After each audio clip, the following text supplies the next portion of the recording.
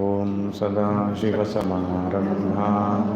ಶಂಕರಾಚಾರ್ಯಮಧ್ಯಮಾಂ ಅಸ್ಮದಾಚಾರ್ಯಪರ್ಯಂತಾಂ ವಂದೇ ಗುರುಪರಂಪರಾಂ ಶ್ರುತಿಸ್ಮೃತಿಪುರಾಣಾನಾಂ ಆಲಯಂ ಕರುಣಾಲಯಂ ನಮಾಮಿ ಭಗವತ್ಪಾದ ಶಂಕರಂ ಲೋಕಶಂಕರಂ ಶಂಕರಂ ಶಂಕರಾಚಾರ್ಯಂ ಕೇಶವಂ ಬಾದರಾಯಣಂ ಸೂತ್ರಭಾಷ್ಯಕೃತೋ ವಂದೇ ಭಗವಂತೋ ಪುನಃ ಪುನಃ ಈಶ್ವರೋ ಗುರುರಾಜ್ಞೇತಿ ಮೂರ್ತಿಭೇದವಿಭಾಗಿನೇ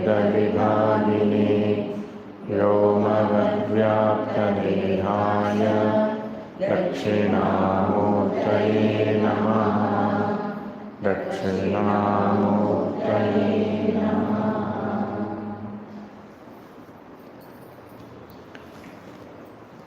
ವೇದೋ ನಿತ್ಯಮಧೀಯತಾಂ ತದುದಿತಂ ಕರ್ಮ ಸ್ವನುಷ್ಠೀಯತಾಂ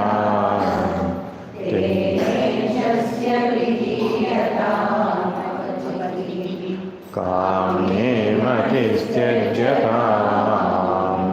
ಪಾಪೌಘಃ ಪರಿಧೂಯತಾಂ ಭವಸುಖೇ ದೋಷೋನುಸಂಧೀಯತಾಂ ಆತ್ಮೇಚ್ಛಾವ್ಯವಸೀಯತಾಂ ನಿಜಗೃಹಾತ್ ತೃಣಂ ವಿನಿರ್ಗಮ್ಯತಾಂ ಸಂಗತ್ಸತ್ಸು ವಿಧೀಯತಾಂ ಭಗವತೋ ಭಕ್ತಿರ್ದೃಢಾಧೀಯತಾಂ ಶಾಂತ್ಯಾದಿಃ ಪರಿಚೀಯತಾಂ ದೃಢತರಂ ಕರ್ಮಾಶು ಸಂತ್ಯಜ್ಯತಾಂ ಸದ್ವಿದ್ವಾನುಪಸೃತ್ಯತಾಂ ಪ್ರತಿದಿನಂ ಸತ್ಪಾದುಕಾ ಸೇವ್ಯತಾಂ ಬ್ರಹ್ಮೈಕಾಕ್ಷರಮರ್ಚ್ಯತಾಂ ಧೃತಿಶಿರೋ ವಾಕ್ಯಂ ಸಮಾಕರ್ಣ್ಯತಾಂ. ಮೂರನೇ ಶ್ಲೋಕ.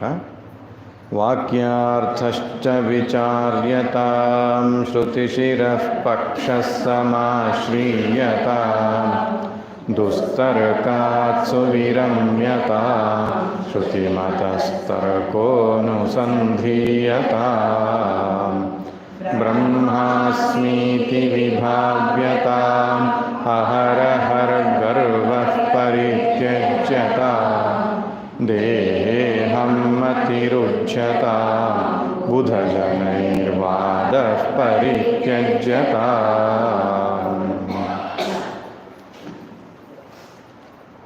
ವೇದಾಂತ ಅರ್ಥವನ್ನು ಮಾಡುವಾಗ ವೇದಾಂತ ವಾಕ್ಯಗಳು ಅಥವಾ ಮಹಾವಾಕ್ಯಗಳು ಅಂತ ಕರೆಯಲ್ಪಡತಕ್ಕಂತಹ ಜೀವಬ್ರಹ್ಮೈಕ್ಯ ವಾಕ್ಯಗಳನ್ನು ವಿಚಾರಣೆ ಮಾಡಬೇಕು ಅಂತ. ವಾಕ್ಯವನ್ನು ವಿಚಾರಿಸುವುದಕ್ಕೆ ಮೊದಲು ಪದಗಳನ್ನು ವಿಚಾರಿಸಬೇಕು. ಪದಾರ್ಥ ಜ್ಞಾನ ಆದಮೇಲೆ ವಾಕ್ಯಾರ್ಥ ಜ್ಞಾನ ಆಗ್ತದೆ. ಪದಾರ್ಥ ಅಂದರೆ ನಮ್ಮ ಅಡುಗೆ ಮನೆ ಪದಾರ್ಥ ಅಲ್ಲ, ಪದದ ಅರ್ಥ. ತತ್ ಎನ್ನುವ ಪದ, ತ್ವಮ್ ಎನ್ನುವ ಪದ, ಅಸಿ ಎನ್ನುವ ಪದ, ಈ ಮೂರು ಪದಗಳ ಅರ್ಥ ಆದರೆ ತತ್ವಮಸಿ ಮಹಾವಾಕ್ಯದ ಅರ್ಥ ಆಗ್ತದೆ. ತತ್ಪದದ ವಾಚ್ಯಾರ್ಥ ಸೃಷ್ಟಿ ಸ್ಥಿತಿ ಲಯಕರ್ತನಾದ ಈಶ್ವರ. ತತ್ಪದದ ಲಕ್ಷ್ಯಾರ್ಥ ಸಚ್ಚಿದಾನಂದ ಬ್ರಹ್ಮ. ತ್ವಂಪದದ ವಾಚ್ಯಾರ್ಥ ಕರ್ತ ಭೋಕ್ತ ಜ್ಞಾತ ಜೀವ. ತತ್ಪದದ ತ್ವಂಪದ ಲಕ್ಷ್ಯಾರ್ಥ ಸಾಕ್ಷಿ ಚೈತನ್ಯ. ಅಸಿ ಎನ್ನುವಂಥದ್ದು ಅದೆರಡು ಒಂದೇ ಅಂತ ಹೇಳ್ತಕ್ಕಂಥ ಸಮೀಕರಣ.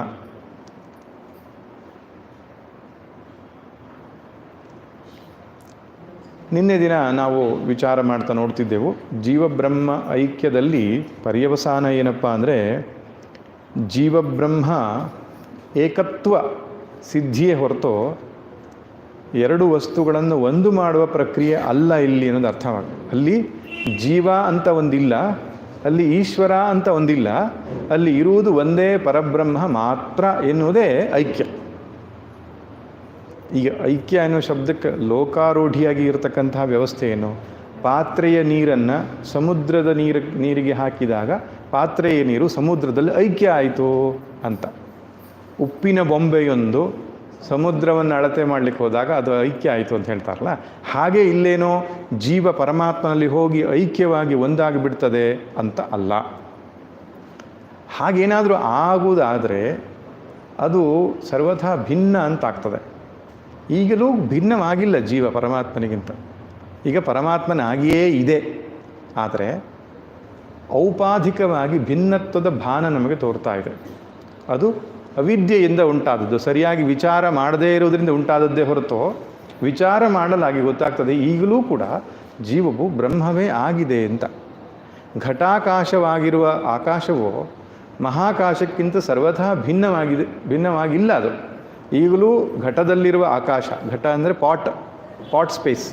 ಪಾಟ್ ಸ್ಪೇಸ್ ಅನ್ನುವಂಥದ್ದು ಹೊರಗಡೆ ಇರುವ ಆಕಾಶದೊಟ್ಟಿಗೆ ಈಗಲೂ ಐಕ್ಯವಾಗಿದೆ. ಆದರೆ ಆ ಪಾಟ್ ಎನ್ನುವಂತಹ ಉಪಾಧಿಯ ಕಾರಣದಿಂದ ಭಿನ್ನವಾದಂತೆ ನಮಗನಿಸ್ತಾ ಇದೆ. ಹಾಗೆ ಶರೀರ ಮನಸ್ಸು ಬುದ್ಧಿ ಉಪಾಧಿಯಿಂದ ಮತ್ತು ಅಲ್ಲಿ ತೋರುವಂತಹ ಚೈತನ್ಯ ಚಿದಾಭಾಸದ ಕಾರಣದಿಂದ ಇದ್ರ ಶರೀರ ಮನಸ್ಸು ಬುದ್ಧಿಯ ಹಿಂದಿಲ್ಲೇ ಯಾವುದೋ ಒಂದು ಚೈತನ್ಯ ಇರಬೇಕು, ಆತ್ಮ ಇರಬೇಕು ಅಂತ ಅನಿಸ್ತದೆ ನಮಗೆ. ವಾಸ್ತವವಾಗಿ ಇರುವಂಥದ್ದು ಏಕಮೇವ ಅದ್ವಿತೀಯ ಬ್ರಹ್ಮವಸ್ತುವೇ ಪ್ರತಿಯೊಂದು ಜೀವಿಗಳಲ್ಲಿ ನಾನು ನಾನು ಅಂತ ಹೇಳ್ತಾ ಇದೆ.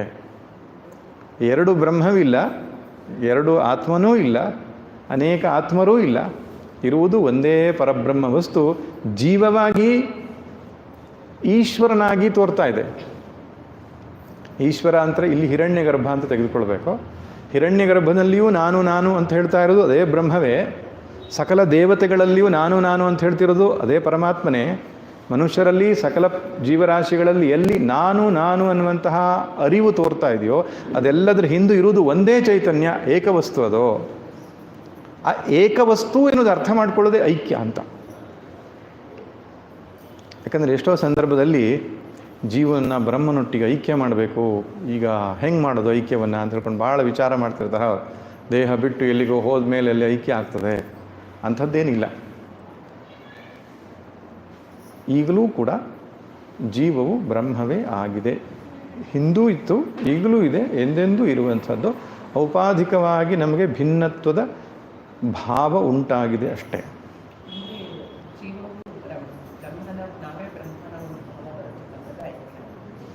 ಹಾಂ, ಐಕ್ಯ ಅಂದರೆ ನಮಗೆ ಬುದ್ಧಿಯಲ್ಲಿ ಸ್ಪಷ್ಟ ಆಗುವಂಥದ್ದು ಏನು?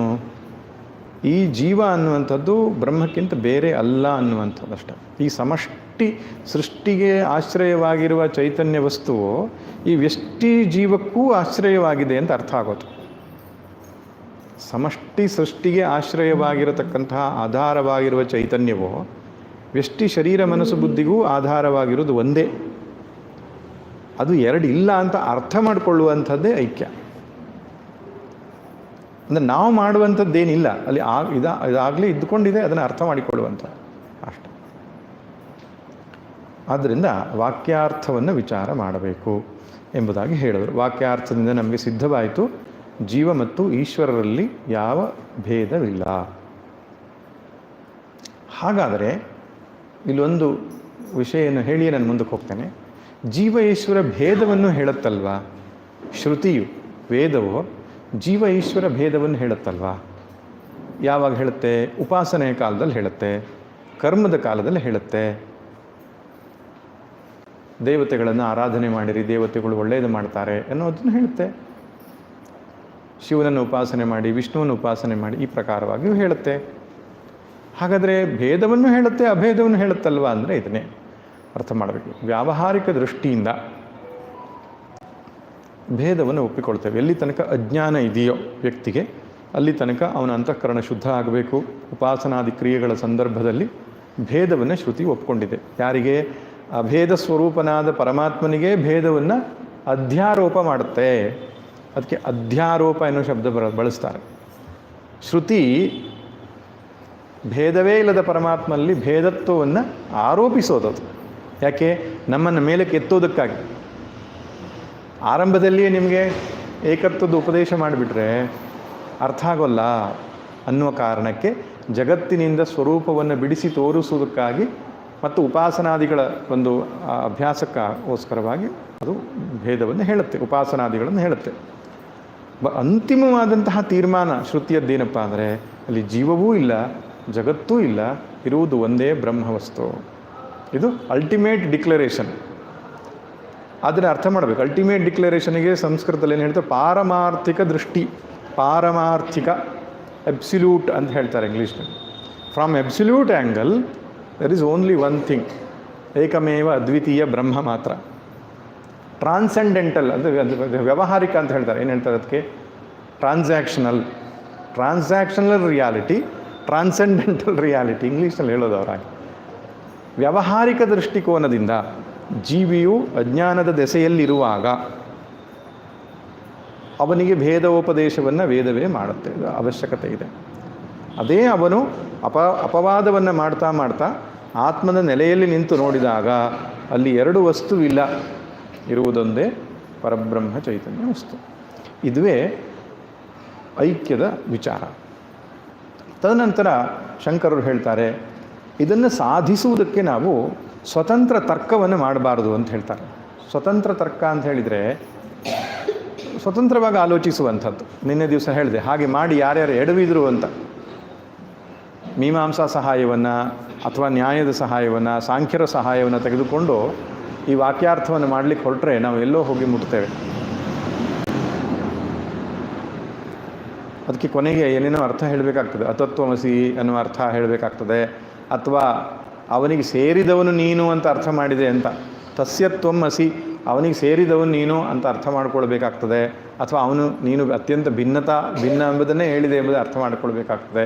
ಇದೆಲ್ಲ ಕಾರಣ ಏನಂದರೆ ಶ್ರುತಿಗೆ ಅರ್ಥವನ್ನು ಹುಡುಕೋದಕ್ಕೆ ಶ್ರುತಿಯೇ ನಮಗೆ ಆಧಾರ ಅಂತ.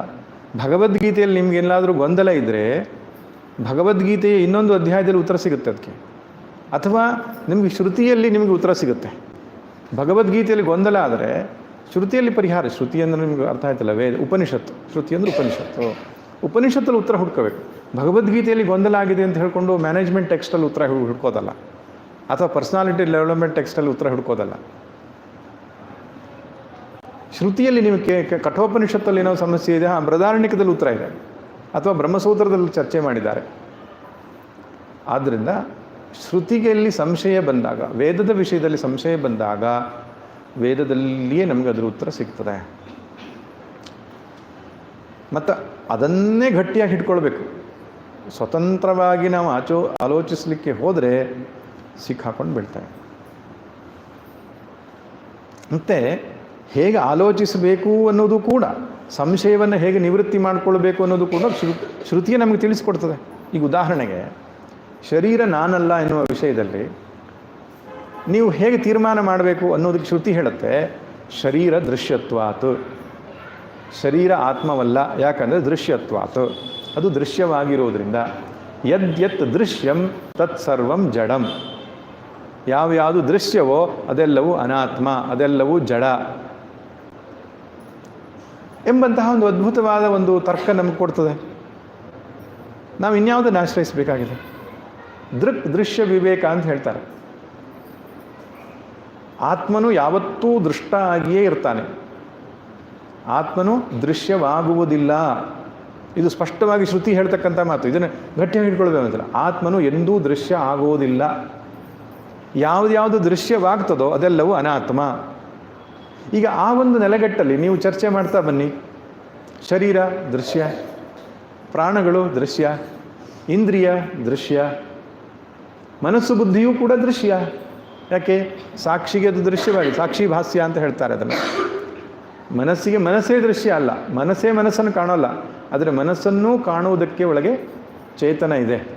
ವೃತ್ತಿ ಇರುವುದನ್ನು ವೃತ್ತಿ ಇಲ್ಲದಂತ ಕಾಣುತ್ತೆ. ಆದ್ದರಿಂದ ಇವೆಲ್ಲವೂ ಅನಾತ್ಮ. ಹೀಗೊಂದು ತೀರ್ಮಾನಕ್ಕೆ ನಮಗೆ ಬರಲಿಕ್ಕೆ ಶ್ರುತಿ ಸಹಾಯ ಮಾಡುತ್ತೆ. ಇನ್ನೊಂದು ಅನೇಕ ರೀತಿ ಶ್ರುತಿಯೇ ಕೊಡುವಂಥದ್ದಿದೆ. ಮತ್ತೊಂದು ಸಂಘಾತಸ್ಯ ಪರಾರ್ಥತ್ವಾತ್ ಅನ್ನುವಂಥ ಒಂದು ನಿಯಮ ಇದೆ. ಏನು? ಅನೇಕ ವಸ್ತುಗಳಿಂದ, ಅನೇಕ ಚಟುವಟಿಕೆಗಳಿಂದ ಕೂಡಿದಂತಹ ಒಂದು ವ್ಯವಸ್ಥೆಗೆ ಇನ್ನೊಬ್ಬರ ಉಪಯೋಗಕ್ಕಾಗಿ ಇರ್ತದೆ ಅದು ಅಂತ. ಅದನ್ನೇ ಸಂಘಾತಸ್ಯ ಪರಾರ್ಥತ್ವಾತ್. ಸಂಘಾತ ಅಂದರೆ ಕಾಂಪ್ಲೆಕ್ಸ್, ಒಂದು ದೊಡ್ಡ ಕಾಂಪ್ಲೆಕ್ಸ್ ಒಂದು ಕಾಂಪ್ಲೆಕ್ಸ್ ಆಗಿರತಕ್ಕಂತಹ ಒಂದು ವ್ಯವಸ್ಥೆ ನಡೀತಾ ಇದ್ದರೆ ಅದಕ್ಕೊಬ್ಬ ಪ್ರಯೋಜಕ ಬೇರೆ ಇರ್ತಾನೆ, ಅದ್ರ ಪಾಡಿಗೆ ಅದು ನಡೆಯಲ್ಲ ಅಂತ. ಉದಾಹರಣೆಗೆ ಒಂದು ಕಂಪನಿ ನಡೀತಾ ಇದೆ ಅಂದರೆ ಅಲ್ಲಿ ಒಂದಿಷ್ಟು ಇದಿರ್ತಾರೆ, ಥಿಂಕ್ ಮಾಡುವಂಥ ಗ್ರೂಪ್ ಇರುತ್ತೆ, ಎಕ್ಸಿಕ್ಯೂಟಿವ್ಸ್ ಇರ್ತದೆ, ಆ್ಯಕ್ಟಿವಿಟಿ ಮಾಡೋರು ಇರ್ತಾರೆ, ಕಂಪ್ಯೂಟರ್ ಡಿಪಾರ್ಟ್ಮೆಂಟ್ ಇರ್ತದೆ, ಲೆಕ್ಕಾಚಾರದ ಡಿಪಾರ್ಟ್ಮೆಂಟ್ ಇರ್ತದೆ. ಅನೇಕ ಡಿಪಾರ್ಟ್ಮೆಂಟ್ಗಳು ಇರೋದು ಯಾಕೆ? ಒಬ್ಬ ಓನರಿಗೋಸ್ಕರ, ಅಥವಾ ಅದ್ರ ಪಾಡಿಗೆ ಅದು ನಡ್ಕೊಂಡು ಹೋಗ್ತಾ ಇರ್ತದ? ಇಲ್ಲ. ಈಗ ಸಿಂಪಲ್ ಎಕ್ಸಾಂಪಲ್, ಒಂದು ಕಾರಲ್ಲಿ ವೀಲ್ ಇರುತ್ತೆ, ಎಂಜಿನ್ ಇರುತ್ತೆ, ಸ್ಟೀರಿಂಗ್ ಇರುತ್ತೆ, ಬಾಡಿ ಪಾರ್ಟ್ಸ್ ಇರುತ್ತೆ, ಪೆಟ್ರೋಲ್ ಇರುತ್ತೆ, ಬೇರೆ ಬೇರೆ ಪಾರ್ಟ್ಗಳನ್ನು ಒಳಗೊಂಡಿರತಕ್ಕಂತಹ ಆ ಕಾರ್ ಅನ್ನೋದು ಒಬ್ಬ ಡ್ರೈವರಿಗೆ ಅಥವಾ ಯಜಮಾನನ ಉಪಯೋಗಕ್ಕಾಗಿರ್ತದೆ. ಹಾಗೆ ಮನೆ ಅಂತಕ್ಕಂತಹ ಒಂದು ವ್ಯವಸ್ಥೆ ಒಳಗಡೆ ಅಡುಗೆ ಮನೆ, ಪೂಜೆ ಮನೆ ಮತ್ತು ಅನೇಕ ಕಾಂಪ್ಲೆಕ್ಸ್ಗಳನ್ನು ಒಳಗೊಂಡಿರ್ತಕ್ಕಂಥದ್ದು ಒಬ್ಬ ಯಜಮಾನನಿಗೆ ಅಂತ ಇರ್ತದೆ. ಹಾಗೆ ಈ ಅನ್ನಮಯ ಕೋಶ, ಪ್ರಾಣಮಯ ಕೋಶ, ಮನೋಮಯ ಕೋಶ, ವಿಜ್ಞಾನಮಯ ಕೋಶ ಎಲ್ಲ ಪರಸ್ಪರ ಅರ್ಥ ಮಾಡಿಕೊಂಡು ವ್ಯವಸ್ಥಿತವಾಗಿ ನಡೀತಾ ಇದೆ ಅಂದರೆ ಅದಕ್ಕಿಂತ ಭಿನ್ನನಾದ ಒಬ್ಬ ಯಜಮಾನ ಇರಬೇಕು, ಅದಕ್ಕಿಂತ ಬೇರೆ ಆದವನು ಇರಬೇಕು. ಎಷ್ಟು ಸರಳವಾಗಿದೆ ವಿಷಯ. ಆದ್ದರಿಂದ ಶರೀರ, ಮನಸ್ಸು, ಬುದ್ಧಿಗಳಿಗಿಂತ ಬೇರೆ ಆದ ಒಬ್ಬ ಚೈತನ್ಯ ಇರಬೇಕು. ಈ ಎಲ್ಲ ಆಲೋಚನೆ ಮಾಡುವ ರೀತಿಯನ್ನು ನಮಗೆ ಶ್ರುತಿಯೇ ಒದಗಿಸುತ್ತೆ. ಅದನ್ನು ಶ್ರವಣ ಮನನ ಎರಡೂ ಕೂಡ ಶ್ರುತಿಯ ಅಧ್ಯಯನ ಕಾಲದಲ್ಲಿಯೇ ನಮಗಾಗ್ತದೆ ಅಂತ, ನಮ್ಮ ಸಂಶಯವನ್ನು ಅದು ನಿವೃತ್ತಿ ಮಾಡ್ತದೆ. ಅದಕ್ಕೆ ಸಂಶಯಗಳು ಬಂದಾಗ ಎಲ್ಲಿ ಉತ್ತರ ಹುಡುಕಬೇಕು?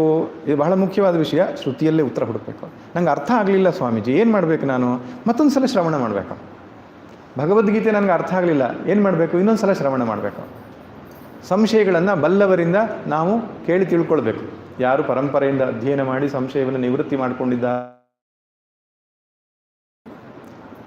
ಆವಾಗ ಸ್ಪಷ್ಟವಾಗುತ್ತೆ ಖಂಡಿತವಾಗಿ. ಯಾಕಂದರೆ ಪರಂಪರೆಯಿಂದ ಸಹಸ್ರಾರು ಕೋಟ್ಯಂತರ ಜನಗಳು ತಮ್ಮ ಸ್ವರೂಪವನ್ನು ಪಡ್ಕೊಂಡಿದ್ದಾರೆ.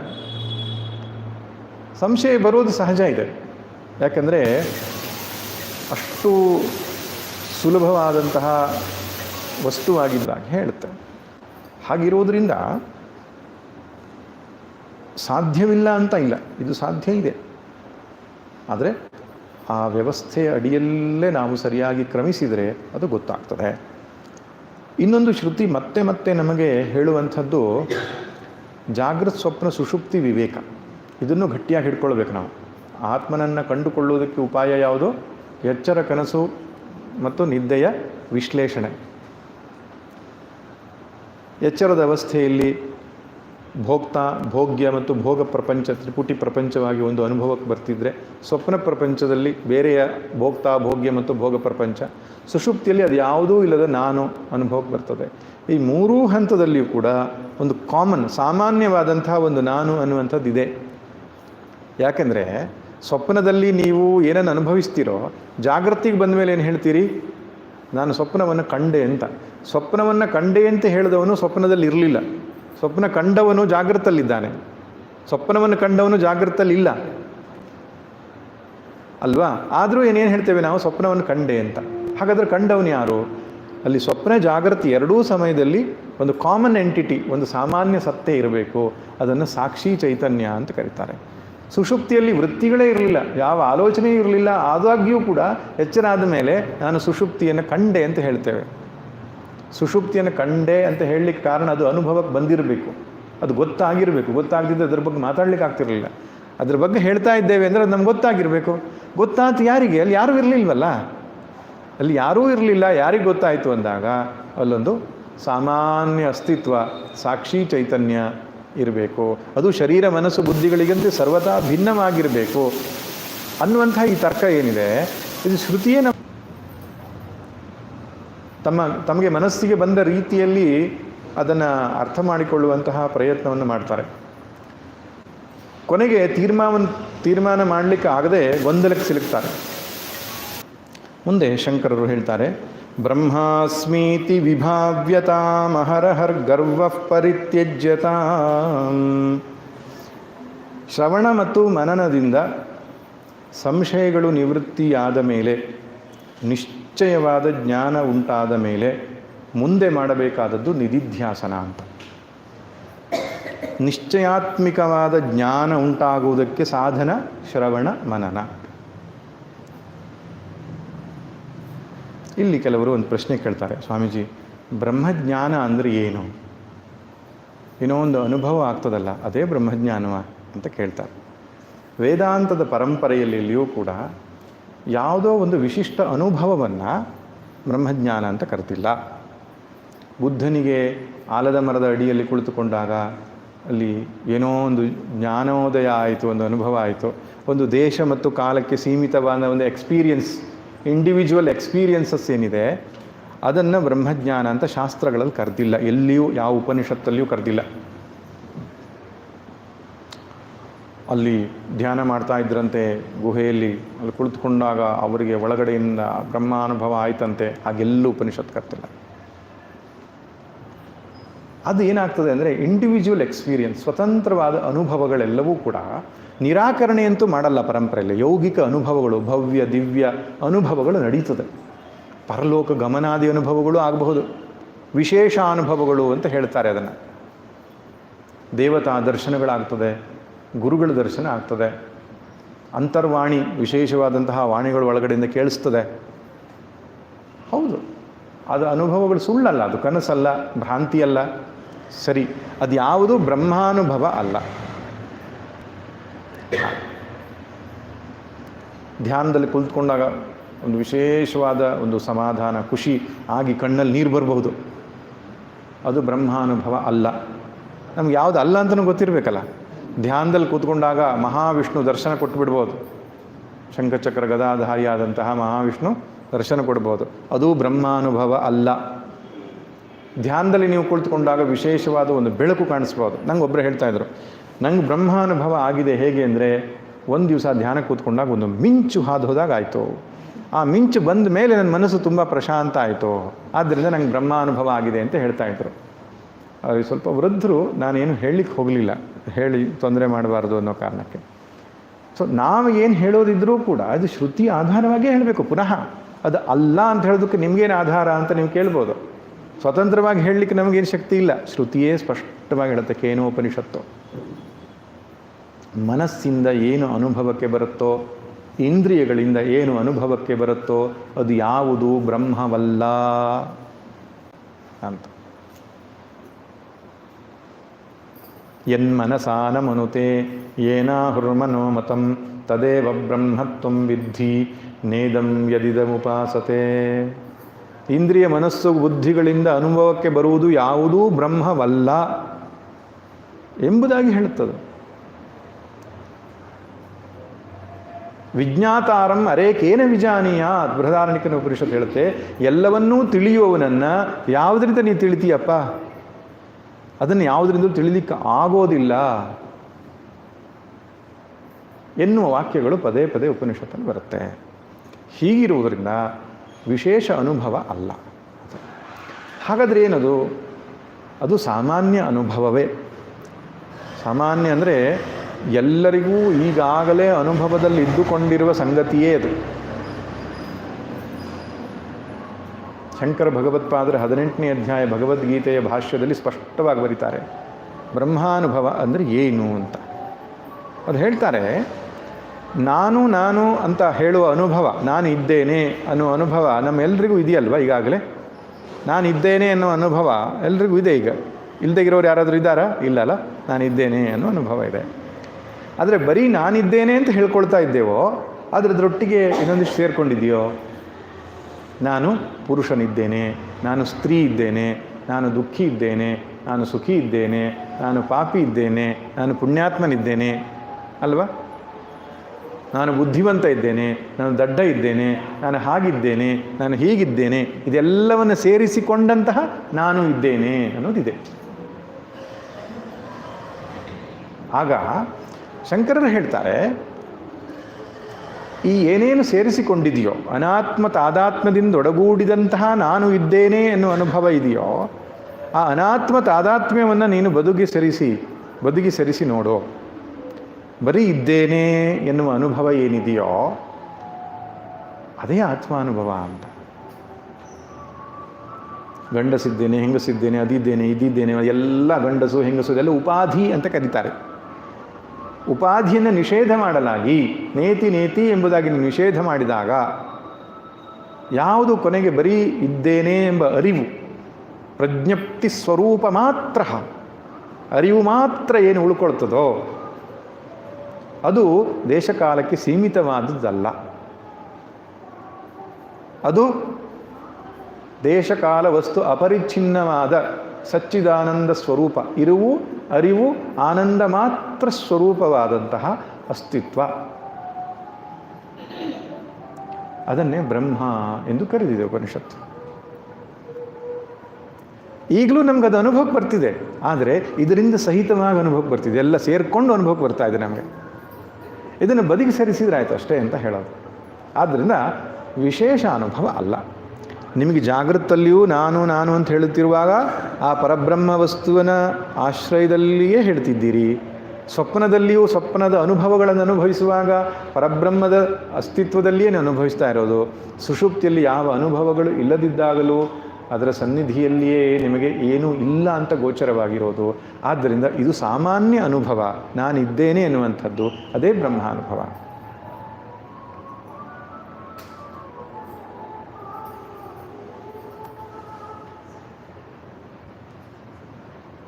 ಆದ್ದರಿಂದ ಬ್ರಹ್ಮನನ್ನು ಹುಡುಕಿಕೊಂಡು ನೀವು ಎಲ್ಲೋ ಹೋಗಬೇಕಾಗಿಲ್ಲ, ಅಥವಾ ಯಾವುದೋ ಒಂದು ಸಾಧನೆಯನ್ನು ಮಾಡಿ ವಿಶೇಷವಾಗಿ ಪಡೆದುಕೊಳ್ಳುವಂಥದ್ದಲ್ಲ. ಮಾಡಬೇಕಾದ್ರೆ ಸಾಧನೆ ನೀವು ಏನಾದರೂ ಮಾಡಬೇಕಾದ್ರೆ ಒಂದು ಮಾಡಬೇಕೇನು, ಬಿಡೋದಕ್ಕೆ ಸಾಧನೆ ಮಾಡಬೇಕಷ್ಟೆ, ಪಡೆಯೋದಕ್ಕೇನೂ ಇಲ್ಲ. ಇಲ್ಲಿ ಪಡೆದುಕೊಂಡೇ ಇದೆ ಆಲ್ರೆಡಿ. ಪ್ರಾಪ್ತಸ್ಯ ಪ್ರಾಪ್ತಿ, ಅಪ್ರಾಪ್ತಸ್ಯ ಪ್ರಾಪ್ತಿ ಅಲ್ಲ. ಅಪ್ರಾಪ್ತಸ್ಯ ಪ್ರಾಪ್ತಿ ಅಂದರೆ ಏನು? ನಾನು ವೀಸಾ ತಗೊಂಡು ಅಮೇರಿಕಕ್ಕೆ ಹೋಗಬೇಕು ಅಲ್ಲ, ಅದು ಅಪ್ರಾಪ್ತಸ್ಯ ಪ್ರಾಪ್ತಿ. ನನ್ನ ಜೊತೆಗೆ ಇಲ್ಲ, ಅದರಿಂದ ಕಷ್ಟಪಟ್ಟು ನಾನು ಪಡ್ಕೊಳ್ಬೇಕು. ಈಗಾಗಲೇ ಇದ್ದುಕೊಂಡಿರುವ ವಸ್ತುವನ್ನು ನೋಡಬೇಕು ಅಷ್ಟೇ ಹೊರತು, ಸರಿಯಾದ ಕಣ್ಣಿನಿಂದ ಅರಿಯಬೇಕೇ ಹೊರತು ಹೊಸದಾಗಿ ಮಾಡಬೇಕಾದ್ದೇನಿಲ್ಲ ಅಲ್ಲಿ. ಪ್ರಾಪ್ತಸ್ಯ ಪ್ರಾಪ್ತಿ ಅಂತ ಹೇಳ್ತಾರೆ. ಅದಕ್ಕೆ ದೃಷ್ಟಾಂತ ಏನು? ಸ್ವಕಂಠಾಭರಣಂ ಯಥಾ, ಕಂಠದಲ್ಲಿ ಹಾಕ್ಕೊಂಡಿರ್ತಕ್ಕಂಥ ಒಂದು ಆಭರಣ ಕಳೆದು ಹೋಗಿದೆ ಎನ್ನುವ ಭ್ರಮೆ ಉಂಟಾದಾಗ ನೀವೊಂದು ಪಡ್ಕೊಳ್ಳಿಕ್ಕೆ ಏನು ಮಾಡ್ತೀರಿ? ಕನ್ನಡಿ ಮುಂದೆ ಹೋಗಿ ನಿಲ್ತೀರಿ ಅಷ್ಟೇ. ಕನ್ನಡಿ ನಿಮ್ಗೆ ಹೊಸದಾಗಿ ನೆಕ್ಲೆಸ್ ತಂದು ಕೊಟ್ಟಿಲ್ಲ, ಇರುವುದನ್ನು ಅರಿವು ಮಾಡಿ ಕೊಟ್ಟಿದೆ ಅಷ್ಟೇ. ಹಾಗೆ ಈಗಾಗಲೇ ನೀವು ಇದ್ದುಕೊಂಡಿರುವುದನ್ನು ಶಾಸ್ತ್ರ ದರ್ಪಣ ನಿಮಗೆ ತೋರಿಸಿಕೊಡ್ತದೆ ಅಷ್ಟೇ. ಶಾಸ್ತ್ರವೂ ಒಂದು ದರ್ಪಣ, ಕನ್ನಡಿ. ನೋಡಪ್ಪ, ಈಗಾಗಲೇ ನೀನು ಇದ್ಕೊಂಡಿದ್ಯಾ ಅಂತ ತೋರಿಸ್ಕೊಡ್ತೇವೆ. ಹೊಸದಾಗಿ ಬ್ರಹ್ಮತ್ವವನ್ನು ನಿಮಗೆ ಕೊಡಲ್ಲ. ಬ್ರಹ್ಮರಾಗಿಯೇ ಇದ್ದೇವೆ ನಾವು. ಅದು ಮುಚ್ಚಿಕೊಂಡಿದೆ. ಯಾವುದರಿಂದ? ನಾನು ಅದು ಇದು ಮತ್ತೊಂದು ಮಗದೊಂದು ಇನ್ನೊಂದು ಅಂತ ಹೇಳ್ಕೊಂಡು ನೂರಾರು ಅಭಿಮಾನಗಳಿಂದ ಮುಚ್ಚಿಕೊಂಡಿದೆ ಅದು ನಮ್ಮ ಸ್ವರೂಪ. ಅದನ್ನು ತೆಗೆದು ಹಾಕಬೇಕಷ್ಟೆ.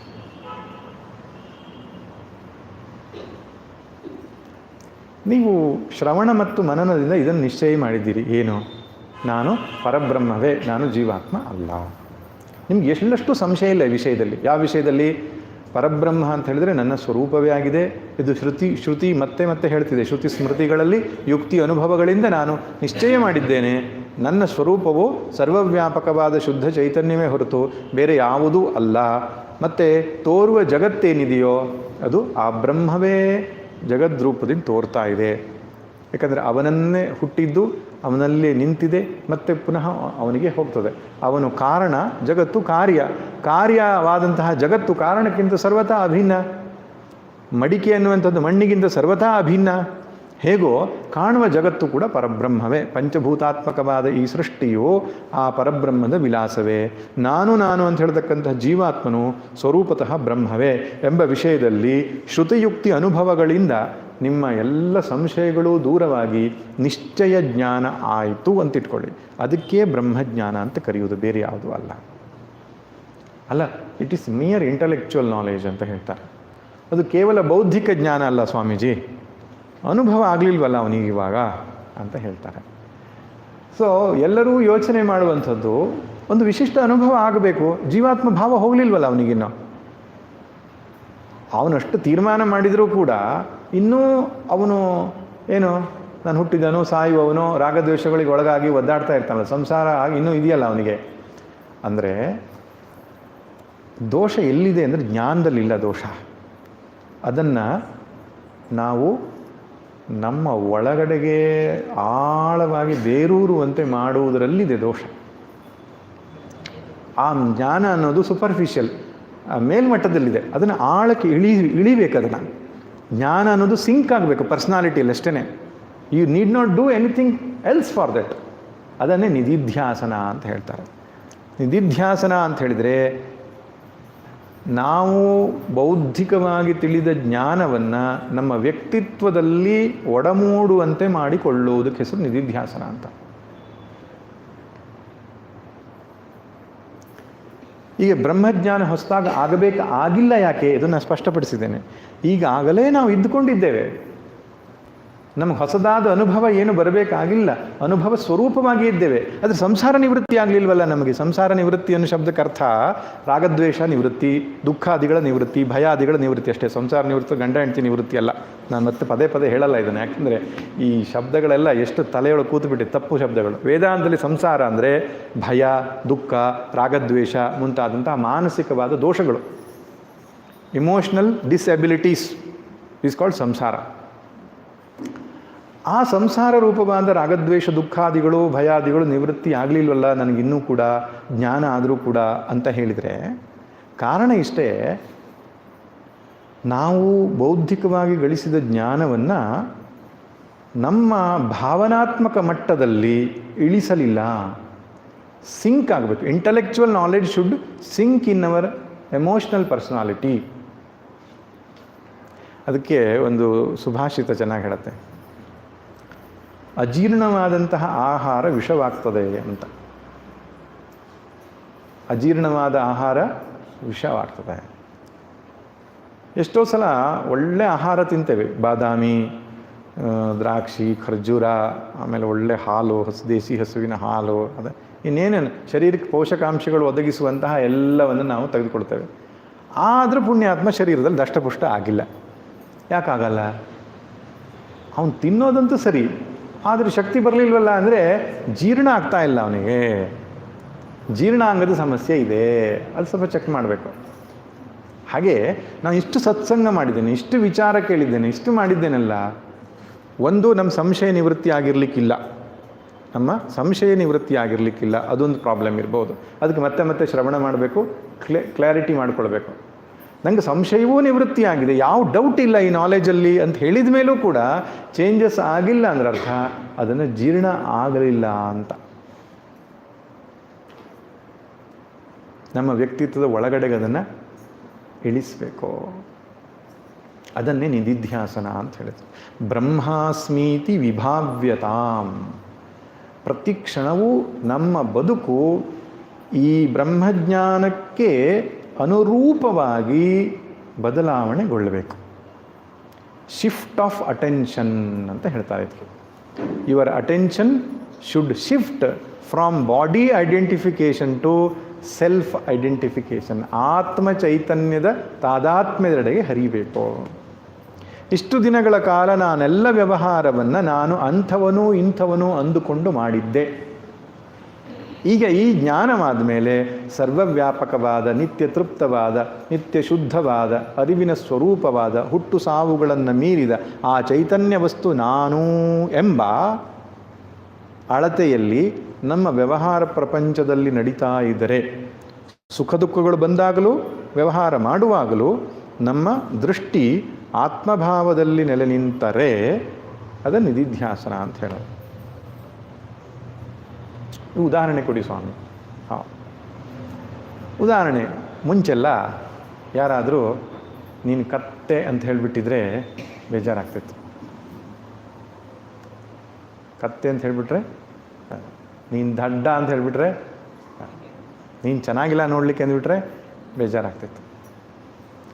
ಆದರೆ ಈ ಜ್ಞಾನ ಆದಮೇಲೆ ನಾವೇನು ಮಾಡಬೇಕು? ವಿಚಾರ ಮಾಡಬೇಕು. ಯಾರು ಚೆನ್ನಾಗಿಲ್ಲ? ಚೆನ್ನಾಗಿಲ್ಲದೆ ಇರೋದು ಅದು ಸರಿ, ಸತ್ಯವೇ ನೀನು ಹೇಳಿದ್ದು, ಥ್ಯಾಂಕ್ಸ್ ಅಂತ ಹೇಳಬೇಕು. ಆದರೆ ಅವ್ರಿಗೆ ಹೇಳದಿದ್ರೂ ಕೂಡ ಮನಸ್ಸಲ್ಲಿ ಬೇಸರ ಬರಬಾರ್ದು. ಯಾಕೆ? ಆತ್ಮನು ನಿತ್ಯ ಆನಂದ ಸ್ವರೂಪ, ನಿತ್ಯ ರೂಪವೇ ಇಲ್ಲ, ಆಕಾರವೇ ಇಲ್ಲ. ಅದಕ್ಕೆ ಅವಮಾನ ಮಾಡಲಿಕ್ಕೆ ಹೇಗೆ ಸಾಧ್ಯ? ನೀನು ದುಷ್ಟ ಅಂತ ಹೇಳಿದರೆ ಸರಿ ಇದೆ, ಅವನು ಹೇಳಿದ್ದು ಪಂಚಭೂತಾತ್ಮಕವಾದ ಈ ಶರೀರಕ್ಕೆ ಹೇಳಿರ್ಬೋದು, ಇಲ್ಲ ಆ ಮನಸ್ಸಿಗೆ ಹೇಳಿರ್ಬೋದು, ಸೂಕ್ಷ್ಮ ಪಂಚಭೂತಗಳಿಗೆ, ಅಥವಾ ಇನ್ನು ಅಹಂಕಾರಕ್ಕೆ ಹೇಳಿರ್ಬೋದು. ಅವೆಲ್ಲವೂ ಕೂಡ ಅನಾತ್ಮ ತುಚ್ಛವಾದದ್ದು, ತಿರಸ್ಕೃತವಾದದ್ದು. ಅದನ್ನು ಪಾಪ ಹೇಳಿದ್ದಾನೆ, ಅವನು ಬಾಯ್ಬಿಟ್ಟು ಹೇಳಿದ್ದಾನೆ. ನಾನು ಮನಸ್ಸಲ್ಲಿ ಹೇಳ್ಕೊತಿದ್ದೇನೆ, ಪ್ರತಿದಿನ ನಿಧಿಧ್ಯಾಸನ ಮಾಡ್ಕೊಳ್ತಾ ನಾನೇ ಹೇಳ್ತಿದ್ದೇನೆ ಇದನ್ನು ಅನಾತ್ಮ, ತುಚ್ಛ, ತಿರಸ್ಕೃತ ಅಂತ ಹೇಳ್ಕೊಂಡು. ಪಾಪ ಡೈರೆಕ್ಟಾಗಿ ಹೆಲ್ಪ್ ಮಾಡಿದ್ದಾನೆ, ಕಿವಿ ಕೇಳಿಸಿದ್ದಾನೆ. ಥ್ಯಾಂಕ್ ಯು ಅಂತ ಹೇಳಬೇಕು ಅವನಿಗೆ, ಅಷ್ಟೇ. ಆದರೆ ಅಜ್ಞಾನಿಯೊಬ್ಬ ಏನು ಮಾಡ್ತಾನೆ, ಅದನ್ನೇ ತಲೆ ಒಳಗೆ ತಕ್ಕೊಂಡು ಬೇಸರ ಮಾಡಿಕೊಂಡು ಅಲ್ವಾ, ಅದರಿಂದ ಹೊರಗಡೆ ಬರಲಿಕ್ಕೆ ಬೇರೆ ಬೇರೆ ಉಪಾಯ, ಮೊಬೈಲ್ ನೋಡೋದು, ಯಾರಿಗೋ ಫೋನ್ ಮಾಡಿ ಮಾತಾಡೋದು, ಬೇಸರ ಆಗಿಬಿಟ್ಟಿದೆ ನಿಮಗೆ ಯಾಕೋ. ಒಬ್ಬ ನಿಧಿಧ್ಯಾಸನ ಮಾಡುವಂತಹ ಸಾಧಕನಿಗೆ ಬೇಸರವೋ ಅವಮಾನವೋ ಮತ್ತೊಂದು ಆದರೆ ಧ್ಯಾನಕ್ಕೆ ಯೋಗ್ಯವಾದ ಟೈಮ್ ಅಂತ ಅಂದ್ಕೊಳ್ಬೇಕು ಅವನು. ಆತ್ಮವಿಚಾರವನ್ನು ತಂದುಕೊಂಡು ಯಾರಿಗಾಗಿದೆ ಇದು, ಆಲೋಚನೆಯ ಮಟ್ಟದಲ್ಲಿ ಅಭಿವ್ಯಕ್ತವಾಗಿರುವ ಈ ವೃತ್ತಿ ವಿಕಾರಗಳಿಗೆ ನಾನು ಬಲಿಯಾಗುವುದಿಲ್ಲ, ಅದಕ್ಕಿಂತ ಸರ್ವಥಾ ಭಿನ್ನನಾದವನು ನಾನು ಎನ್ನುವ ನಿಶ್ಚಯದ ಜ್ಞಾನದಿಂದ ಅದರಿಂದ ಬೇರೆ ಹೊರಗಡೆ ಬಂದುಬಿಡ್ಬೇಕು. ಇಮೋಷ್ನಲ್ ಡಿಸ್ಟರ್ಬೆನ್ಸಿಂದ ಕ್ವಿಕ್ ಹೊರಗಡೆ ಬಂದುಬಿಡ್ಬೇಕು. ಎಷ್ಟು ಬೇಗ ನೀವು ಹೊರಗಡೆಗೆ ಬರ್ತೀರೋ ಅದು ನಿಧಿಧ್ಯಾಸನ ಅಷ್ಟು ಗಟ್ಟಿಯಾಗ್ತಾ ಇದೆ ಅಂತ ಅರ್ಥ. ನೀವು ಎಷ್ಟು ಅದರಲ್ಲಿ ಆಳವಾಗಿ ಕೂತ್ಕೋತೀರೋ ದೇಹ ಭಾವನೆ ಗಟ್ಟಿಯಾಗ್ತಾ ಇದೆ ಅಂತ ಅರ್ಥ.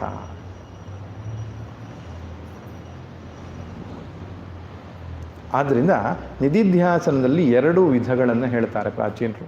ಒಂದು ಕುಳಿತುಕೊಂಡು ಮಾಡುವ ಕಾನ್ಷಿಯಸ್ ಥಿಂಕಿಂಗ್, ಒಂದು ಕಡೆ ಕುಳಿತುಕೊಳ್ಳೋದು, ಕಣ್ಣು ಮುಚ್ಕೊಳ್ಳೋದು, ಬೆನ್ನು ಕುತ್ತಿಗೆ ತಲೆ ನೀರು, ಧ್ಯಾನದ ಭಂಗಿಯಲ್ಲಿ ಇದ್ದುಕೊಂಡು ವೇದಾಂತ ವಿಚಾರಗಳನ್ನು ಮನಸ್ಸಿಗೆ ತರೋದು. ಪಂಚಕೋಶ ವಿವೇಕ, ಅವಸ್ಥಾತ್ರಯ ವಿವೇಕ, ದೃಗ್ದೃಶ್ಯ ವಿವೇಕ, ಜೀವಬ್ರಹ್ಮ ಐಕ್ಯ ವಿಚಾರಗಳು, ಈ ಮುಂತಾದ ವಿಚಾರಗಳನ್ನು ಮನಸ್ಸಿಗೆ ತಂದುಕೊಂಡು ನಾನು ಈ ದೇಹವಲ್ಲ ಮನಸ್ಸಲ್ಲ ಅಂತ ಕಾನ್ಷಿಯಸ್ ಆಗಿ ಎಫರ್ಟನ್ನು ಹಾಕಿ ಯೋಚನೆ ಮಾಡೋದು. ಚಿಂತನೆ ಆಗಬೇಕು. ಯಾಕಂದರೆ ಕಣ್ಣು ಮುಚ್ಕೊಂಡು ಕೂತ್ಕೊಂಡ ತಕ್ಷಣ ಚಿಂತೆ ಬರ್ತದೆ. ಚಿಂತೆಗೂ ಚಿಂತನೆಗೂ ವ್ಯತ್ಯಾಸ ಏನು ಹೇಳಿ? ಚಿಂತೆ ಅಂದರೆ ನೀವು ಪ್ರಯತ್ನ ಹಾಕದೇನೆ ಬರೋದು. ಕಣ್ಣು ಮುಚ್ಕೊಂಡು ಕೂತ್ಕೊಂಡ ತಕ್ಷಣ ತಾಸುಗಟ್ಟಲೆ ಚಿಂತೆ ಮಾಡ್ತೇವೆ, ಎಫರ್ಟ್ಲೆಸ್ ಅದು. ಆದರೆ ಇದಕ್ಕೆ ಎಫರ್ಟ್ ಹಾಕಬೇಕು, ಕೂತ್ಕೊಂಡು ಯೋಚನೆಯನ್ನು ಚೇಂಜ್ ಮಾಡ್ಕೊಳ್ಬೇಕು.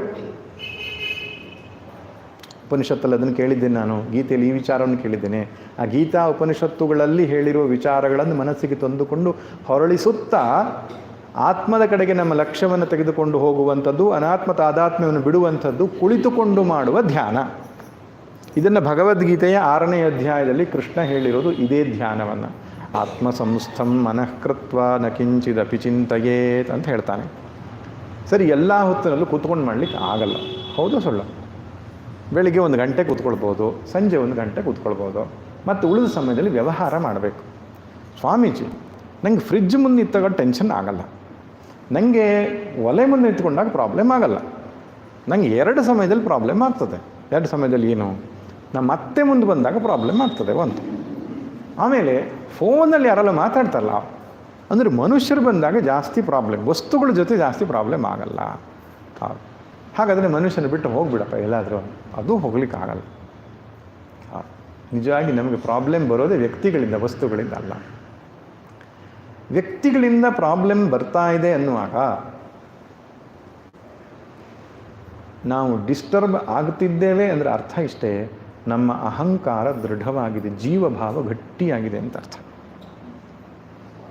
ಜೀವಭಾವದ ಕಾರಣದಿಂದಲೇ ನಮಗೆ ದುಃಖವಾಗುವುದು, ಬೇಸರವಾಗುವುದು, ಇನ್ಯಾವ ಕಾರಣವೂ ಇಲ್ಲ. ಒಂದು ಚಿಕ್ಕ ಮಗುವಿಗೆ, ಅಹಂಕಾರ ಪ್ರಜ್ಞೆ ಹುಟ್ಟದ ಮಗುವಿಗೆ ಇದ್ಯಾವ ಸಮಸ್ಯೆಗಳು ಇಲ್ಲ. ಯಾಕೆ? ನಾನು ಇಂಥವನು ಒಂದು ಅಂದ್ಕೊಳ್ಳೋದೇ ಇಲ್ಲ. ಮಗುವಿನ ಮುಂದೆ ಹೋಗಿ ನೀನು ಚೆನ್ನಾಗಿಲ್ಲ ನೋಡಲಿಕ್ಕೆ ಅಂತ ಹೇಳ್ರಿ, ಏನಾದರೂ ಎಕ್ಸ್ಪ್ರೆಸ್ ಮಾಡುತ್ತಾ ಅದು? ಓಹೋ ನೆಗೆಯಾಡುತ್ತೆ ಅಷ್ಟೇ. ನೀನು ದಡ್ಡ ಅಂಥೇಳಿ, ನೀವು ಬುದ್ಧಿವಂತ ಅಂಥೇಳಿ, ಯಾಕೆ ಅದು ಡಿಸ್ಟರ್ಬ್ ಆಗಲ್ಲ? ನಾನು ಅನ್ನೋದಿಲ್ಲ. ಇಮ್ಮಿಡಿಯೇಟ್ಲಿ ಕೆಲವು ಪ್ರಶ್ನೆ ಮಾಡ್ತಾರೆ, ನಾನು ಇಲ್ಲದೆ ಪ್ರಪಂಚದಲ್ಲಿ ವ್ಯವಹಾರ ಮಾಡೋದು ಹೇಗೆ ಸ್ವಾಮಿ? ವ್ಯವಹಾರ ಮಾಡಿ, ಈಗ ನಾನು ಹೆಂಡತಿ ಅಂದ್ಕೊಂಡ್ರೆ ಗಂಡನ ಜೊತೆಗೆ ವ್ಯವಹಾರ ಆಗ್ತದೆ, ನಾನು ಮಗ ಅಂದ್ಕೊಂಡ್ರೆ ಅಪ್ಪನ ಜೊತೆ ವ್ಯವಹಾರ ಆಗ್ತದೆ, ನಾನು ಬಾಸ್ ಅಂದ್ಕೊಂಡ್ರೆ ಸಬಾರ್ಡಿನೇಟ್ ಜೊತೆ ವ್ಯವಹಾರ ಆಗಬೇಕಾದ್ರೆ ನಾನು ಬೇಕಲ್ಲ. ಇದರಲ್ಲಿ ಮುಖ್ಯವಾದ ಸಂಗತಿ, ಎಷ್ಟು ಇಂಪಾರ್ಟೆನ್ಸ್ ಕೊಡ್ತೇವೆ ನಾನು ಅದರ ಮೇಲೆ ಇರ್ತದೆ. ಶಿಫ್ಟ್ ಆಫ್ ಅಟೆನ್ಷನ್ ಅಂತ ಹೇಳಿದ್ರೆ ಇದೇನೆ. ಅಹಂಕಾರವೇ ಸತ್ಯ ಅಂತ ಭ್ರಮಿಸಿಕೊಂಡಿದ್ದವನು ಸಂಸಾರಿ. ಈ ಅಹಂಕಾರಕ್ಕೂ ಆಶ್ರಯಭೂತವಾದ ಇನ್ನೊಂದು ಡೈಮೆನ್ಷನ್ ಆಫ್ ರಿಯಾಲಿಟಿ, ಸತ್ಯದ ಇನ್ನೊಂದು ಆಯಾಮ ನನಗಿದೆ ಅಂದುಕೊಂಡಾಗ ಇದು ಪ್ರಾಮುಖ್ಯತೆಯನ್ನು ಕಳೆದುಕೊಳ್ತದೆ, ಗೌಣವಾಗ್ತದೆ ಈ ಅಹಂಕಾರ. ಅದು ಮಿಥ್ಯಾಹಂಕಾರ ಅಂತ ಹೇಳ್ತಾರೆ. ತೋರಿಕೆಗಷ್ಟೇ ನಾನು ಅಂತ ಹೇಳಿ ಇರ್ತದೆಯೇ ಹೊರತು ವ್ಯವಹಾರಕ್ಕಷ್ಟೇ ನಾನು ಅಂತ ಇರ್ತದೆ, ಅದು ನಮ್ಮನ್ನು ಬಂಧಿಸಲ್ಲ. ಯಾಕೆ ನನ್ನ ಇನ್ನೊಂದು ಆಯಾಮವನ್ನು ನಾನು ಕೊಂಡುಕೊಂಡಿದ್ದೇನೆ. ಯಾವುದು? ಎಲ್ಲೆಲ್ಲೂ ತುಂಬಿರುವ ಸತ್ಯ ನಿತ್ಯ ಶಾಶ್ವತ ಆನಂದ ಸ್ವರೂಪವಾದ ಪರಬ್ರಹ್ಮನ ನೆಲೆಯನ್ನು ನಾನು ಕಂಡುಕೊಂಡ ಮೇಲೆ, ಹುಟ್ಟು ಸಾವುಗಳನ್ನು ಮೀರಿದ ಆ ಸತ್ಯವನ್ನು ಕಂಡುಕೊಂಡ ಮೇಲೆ ಈ ನಾನು ಅನ್ನುವುದು ಪ್ರಾಮುಖ್ಯತೆಯನ್ನು ಕಳ್ಕೊಳ್ತದೆ.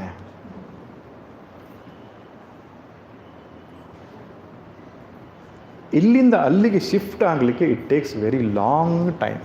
ಅಷ್ಟು ಸುಲಭ ಅಲ್ಲ. ಪ್ರತಿ ವ್ಯವಹಾರದ ಮಧ್ಯದಲ್ಲಿಯೂ ಎಚ್ಚರಿಕೆಯಿಂದ ವ್ಯವಹಾರವನ್ನು ಮಾಡ್ತಾ ಇದ್ದು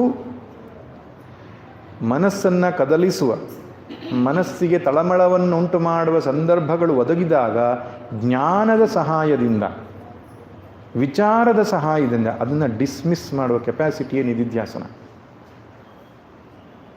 ಡಿಸ್ಟರ್ಬೆನ್ಸ್ ಆದಾಗ ನಾವು ಜಪ ಮಾಡ್ಬೋದು, ಡಿಸ್ಟರ್ಬೆನ್ಸ್ ಭಗವಂತನಿಗೆ ಶರಣಾಗ್ಬೋದು, ಅಥವಾ ಇನ್ನೇನು ಮಾಡೋದು. ಅದು ಆರಂಭಿಕ ಹೆಜ್ಜೆ, ಅದನ್ನು ಅಲ್ಲಗಳಿಯಲ್ಲ. ವೇದಾಂತವೂ ಕೂಡ ನಮ್ಮ ಮನಸ್ಸಿಗೆ ಬೇಸರ ಆಯಿತು, ಈಶ್ವರನಿಗೆ ಶರಣಾಗಿ ಸಮರ್ಪಣೆ ಮಾಡಿ ಮಾಡೋದು, ಜಪ ಮಾಡೋದು, ಪ್ರಾಣಾಯಾಮ ಮಾಡೋದು, ಅಥವಾ ಮನಸ್ಸನ್ನು ಹೊರಗಡೆಗೆ ಇನ್ಯಾವುದೋ ಡೈರೆಕ್ಷನಿಗೆ ಕರ್ಕೊಂಡು ಹೋಗೋದು. ಅದರಿಂದ ಸೊಲ್ಯೂಷನ್ ಸಿಗ್ತದೆ, ಇಲ್ಲ ಅಂತಲ್ಲ. ಡೈವರ್ಟ್ ಮಾಡೋದು ಅಂತ ಹೇಳ್ತಾರಲ್ಲ, ಮೈಂಡ್ ಡೈವರ್ಟ್ ಮಾಡೋದು. ತುಂಬ ಬೇಸರ ಆದರೆ ಸ್ವಲ್ಪ ತಿರುಗಾಡ್ಕೊಂಡು ಬನ್ನಿ, ಎಲ್ಲ ಮನಸ್ಸು ಸರಿ ಹೋಗ್ತದೆ ಅಂತ ಹೇಳ್ತಾರಲ್ಲ. ಇದನ್ನೇ ನಾವು ಇಷ್ಟು ದಿನ ಮಾಡ್ತಾ ಇರೋದು, ಡೈವರ್ಟ್ ಮಾಡೋದು ಹೇಗೆ ಅಂತ. ಆದರೆ ವೇದಾಂತ ಏನು ಮಾಡುತ್ತೆ? ಡಿಸ್ಮಿಸ್ ದ ಪ್ರಾಬ್ಲಮ್ ಅಂತ. Vedanta will not solve the problem, Vedanta will dissolve the problem. ಸಮಸ್ಯೆಯನ್ನು ಪರಿಹರಿಸಲಿಕ್ಕೆ ಹೋಗಲ್ಲ, ಸಮಸ್ಯೆಯನ್ನೇ ಇಲ್ಲವಾಗಿಸ್ತದೆ.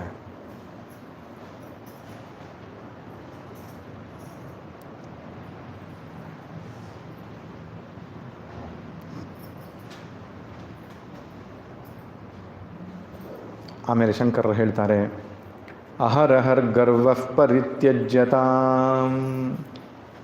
ಗರ್ವ ಅಂದರೆ ಜೀವಾತ್ಮ ಭಾವ, ಅಹಂಕಾರ ಎಂಬುದಾಗಿ ಕರೀತಾರೆ. ಜಂಭ, ಗರ್ವ, ದರ್ಪ ಈ ಮುಂತಾದ ಭಾವಗಳನ್ನು ನಾವು ಬರದೇ ಇರುವ ಹಾಗೆ ನೋಡಿಕೊಳ್ಬೇಕು. ಯಾಕಂದರೆ ಇದು ಅಜ್ಞಾನವನ್ನು ಗಟ್ಟಿಗೊಳಿಸುವಂಥದ್ದು. ಉಪಾಧಿ ತಾದಾತ್ಮ್ಯವೇ ಗರ್ವ, ಇನ್ಯಾವುದು ಅಲ್ಲ. ಅಹಂಕಾರ, ಗರ್ವ ಅಂತ ಹೇಳಿದ್ರೇನು? ಉಪಾಧಿಯೊಡನೆ ಇರತಕ್ಕಂತಹ ತಾದಾತ್ಮ್ಯ. ಉದಾಹರಣೆಗೆ, ನನ್ನ ಹತ್ರ ದುಡ್ಡಿದೆ, ದುಡ್ಡಿನ ತಾದಾತ್ಮ್ಯದೊಂದು ಗರ್ವ. ನನ್ನಲ್ಲಿ ಆರೋಗ್ಯ ಚೆನ್ನಾಗಿದೆ ಅನ್ನುವ ಗರ್ವ. ಇವೆಲ್ಲ ಬೇರೆ ಬೇರೆ ಉಪಾಧಿಗಳು ನಮಗಿದೆಯಲ್ಲ. ಬುದ್ಧಿ, ಮನಸ್ಸು, ದೇಹ, ಬಾಹ್ಯ, ಜನಬಲ, ಧನಬಲ, ಯೌವನ ಬಲ, ಇದೆಲ್ಲ ಉಪಾಧಿಗಳ ಒಂದು ಅಭಿಮಾನಕ್ಕೆ ಹೆಸರು ಗರ್ವ.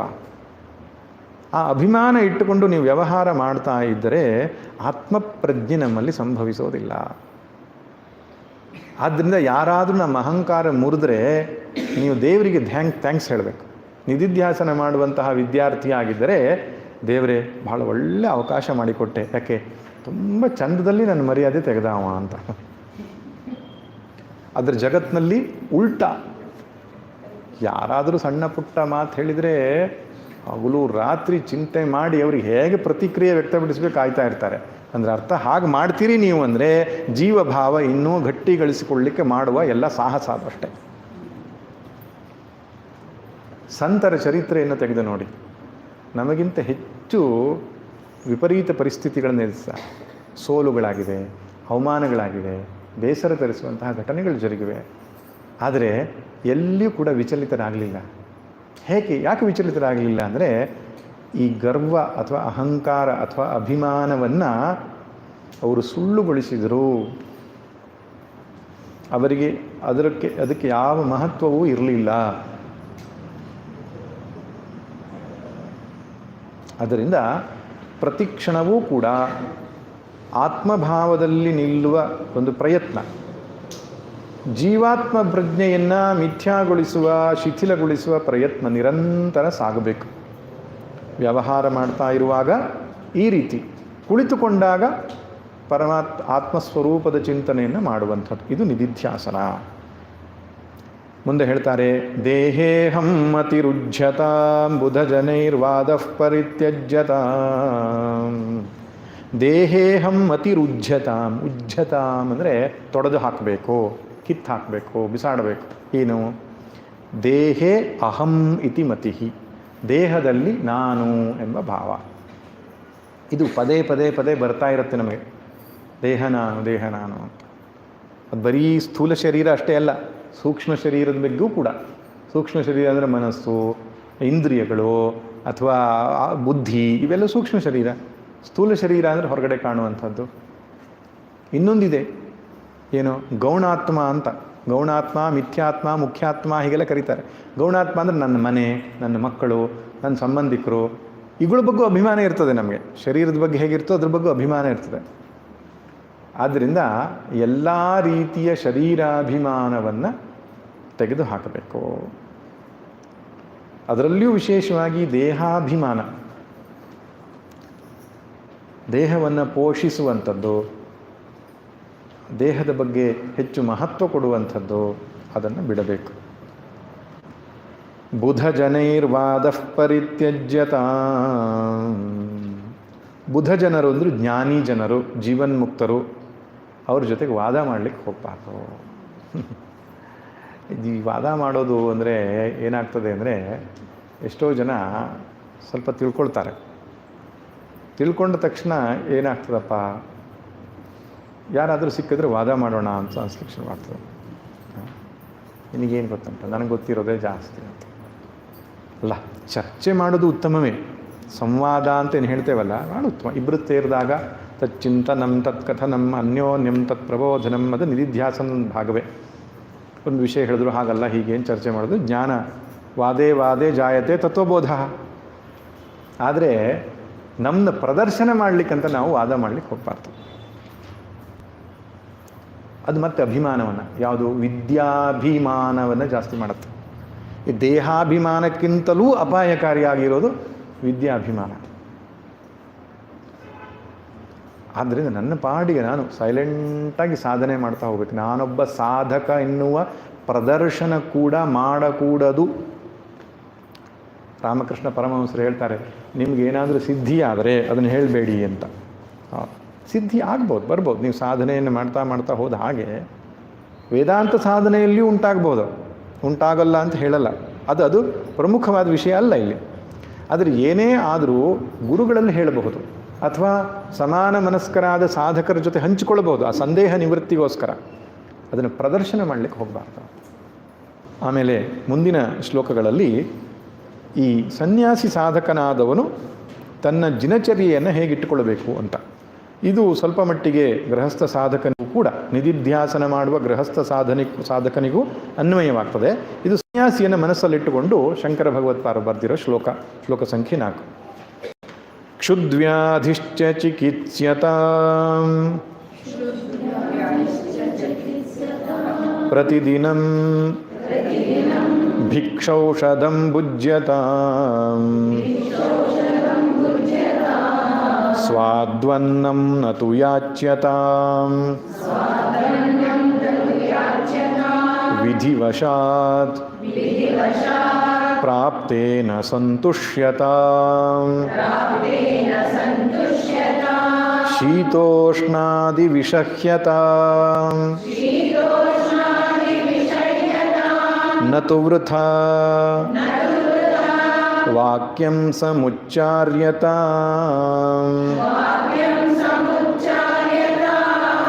ಔದಾಸೀನ್ಯಮಭೀಪ್ಸ್ಯತಾಂ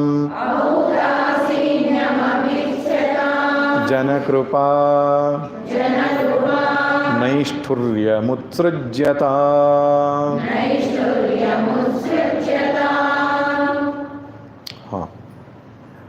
ನಮ್ಮ ಜೀವನ ಶೈಲಿ ಆತ್ಮನಿಷ್ಠೆಗೆ ಪೂರಕವಾಗಿರಬೇಕು. ನೋಡಿ, ಸನ್ಯಾಸಾಶ್ರಮದಿಂದ, ಸನ್ಯಾಸಾಶ್ರಮ ಅನ್ನುವಂಥದ್ದು ಯಾಕೆ ಹಿರಿಯರು ಹೇಳಿದರು ಅಂತ ಇದಕ್ಕೆ.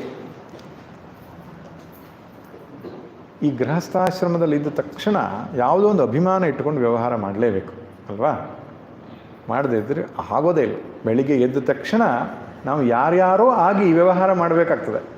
ನಾನು ಏನೂ ಆಗದೇ ಇರ್ತೇನೆ ಅಂತ ಸ್ವಾಮೀಜಿ ಆಗಲ್ಲ, ವ್ಯವಹಾರ ಮಾಡಲಿಕ್ಕೆ ಆಗಲ್ಲ. ಒಪ್ಕೊಳ್ಳೋ ವಿಷಯ ಪ್ರಾಮಾಣಿಕ. ಅದಕ್ಕೆ ಹಿರಿಯರು ಏನು ಹೇಳಿದ್ರು, ಒಂದು ಕೆಲಸ ಮಾಡಪ್ಪ, ನೀನು ಈ ವ್ಯವಸ್ಥೆಯೇ ಬೇಡ, ಇದನ್ನು ಹೊರಗೆ ಹೋಗ್ಬಿಡು, ನಿನ್ನ ಪಾಡಿಗೆ ನೀನು ವೇದಾಂತ ಚಿಂತನೆಯಲ್ಲಿರು. ವ್ಯವಹಾರವೇ ಇಲ್ಲದಂಥ ಒಂದು ಜೀವನ ಯಾವುದು? ಸನ್ಯಾಸ ಜೀವನ. ಸನ್ಯಾಸ ಅಂದ್ರೇನು? ಯಾವ ಲೌಕಿಕ ಧಾರ್ಮಿಕ ವ್ಯವಹಾರಗಳಿಲ್ಲದ ಜೀವನ. ಯಾವ ಕರ್ಮವೂ ಅವನಿಗೆ ವಿಧಿಸಿಲ್ಲ ಶಾಸ್ತ್ರ. ಒಂದೇ ಕರ್ಮ ವಿಧಿಸಿದ್ದು ಏನು? ಆತ್ಮಾನುಸಂಧಾನ ಪ್ರತಿಕ್ಷಣವೂ ಮಾಡ್ತಾ ಇರಬೇಕು. ಅದಕ್ಕಿಂತ ಹೊರತಾಗಿ ಯಾವ ಡ್ಯೂಟಿ ಇಲ್ಲ ಅವನಿಗೆ. ಅಲ್ಲಿ ಹೋಗಿ ಮತ್ತೆ ಡ್ಯೂಟಿಯನ್ನು ಹುಡ್ಕೋದು ಇದೆಯಲ್ಲ, ಮೂರ್ಖತನದ ಪರಮಾವಧಿ. ಮೀಸಲಾತಿ ಅಲ್ಲಿ ಹೋಗಿ ಹುಡುಕಿದ್ರೆ, ಅಲ್ಲಿ ಹೋಗಿ ಇನ್ನೇನಾದರೂ ವ್ಯವಹಾರ ಮಾಡಿದರೆ ಸನ್ಯಾಸ ಅನ್ನುವುದರ ಅರ್ಥವೇ ಗೊತ್ತಿಲ್ಲ ಅಂತ ಅರ್ಥ. ಅದು ಕರ್ಮಯೋಗದ ಸಾಲಿಗೆ. ಅದೆಲ್ಲ ಲೌಕಿಕ ವ್ಯವಹಾರ, ಇಷ್ಟಾಪೂರ್ತ, ದತ್ತ ಮುಂತಾದ ಕರ್ಮಗಳು ಗೃಹಸ್ಥಾಶ್ರಮದಲ್ಲಿರುವಾಗ ನಡಿಬೇಕು. ಸನ್ಯಾಸಾಶ್ರಮದಲ್ಲಿ ಮಾಡಬೇಕಾದ್ದು ಒಂದೇ ಕರ್ಮ, ಅವನು ನಿರಂತರವಾಗಿ ಆತ್ಮಾನುಸಂಧಾನ ಅಷ್ಟೇ. ಅದಕ್ಕೆ ಪೂರಕವಾದ ಒಂದು ಜೀವನ ಶೈಲಿಯನ್ನು ಹೇಳ್ತಾರೆ. ಫಸ್ಟ್ ಥಿಂಗ್ ಅವ್ರು ಹೇಳೋದು ಕ್ಷುದ್ವ್ಯಾಧಿಶ್ಚ ಚಿಕಿತ್ಸ್ಯತಾಂ. ಆಹಾರದ ಟಾಪಿಕನ್ನು ಹೇಳ್ತಾರೆ ಫಸ್ಟ್. ಇದರಲ್ಲಿ ಕೆಲವಷ್ಟನ್ನೇ ಮೆನ್ಷನ್ ಮಾಡಿದ್ದಾರೆ. ನಾವು ಅದಕ್ಕೆ ಪೂರಕವಾದ ಅನೇಕ ಬೇರೆ ಸಂಗತಿಗಳನ್ನು ಸೇರಿಸ್ಕೊಳ್ಬೇಕು. ಭಿಕ್ಷೆ ಮೇಲೆ ಬದುಕಬೇಕು ಅವನು ಅಂತ. ಸನ್ಯಾಸಿಗೆ ಭಿಕ್ಷೌಷಧಂ ಭುಜ್ಯತಾಂ, ಭಿಕ್ಷೆ ಎನ್ನುವ ಔಷಧಿಯನ್ನು ಅವನು ತಿನ್ನಬೇಕು ಅಂತ ಹೇಳ್ತಾರೆ. ಎಷ್ಟೋ ಜನ ಕೇಳ್ತಾರೆ, ಸನ್ಯಾಸಿ ಯಾಕೆ ಭಿಕ್ಷೆ ಮೇಲೆ ಬೇಡಬೇಕು, ಭಿಕ್ಷೆ ಯಾಕೆ ಬೇಡಬೇಕು? ಸನ್ಯಾಸಿಗೆ ಇನ್ನೊಂದು ಶಬ್ದ ಭಿಕ್ಷು ಅಂತಲೂ ಇದೆ. ಭಿಕ್ಷು ಅಂದರೆ ಸನ್ಯಾಸಿ ಅಂತಲೇ ಅರ್ಥ. ಆದ್ದರಿಂದ ಅವರು ಊಟ ಮಾಡೋದಕ್ಕೆ ಭಿಕ್ಷೆ ಅಂತ ಹೇಳ್ತಾರೆ. ಸ್ವಾಮಿಗಳಿಗೆ ಊಟಕ್ಕೆ ಕರೀತೇನೆ ಅಂತ ಹೇಳಬಾರ್ದು, ಸ್ವಾಮಿಗಳಿಗೆ ಭಿಕ್ಷೆ ಹಾಕ್ತೇನೆ ಅಂತ. ಸ್ವಾಮಿಗಳು ಕೂಡ ಹಿಂದೆಲ್ಲ ಒಂದು ಪಾತ್ರೆ ಹಿಡ್ಕೊಂಡಿರ್ತಿದ್ರು. ಆ ಪಾತ್ರೆಯನ್ನು ಮರದ ಮನೆ ಮುಂದೆ ಇಡೋದು. ಅದರೊಳಗಡೆಗೆ ಅವ್ರು ಏನು ಕೊಡ್ತಾರೋ ತೆಗೆದುಕೊಂಡು ಹೋಗೋದು.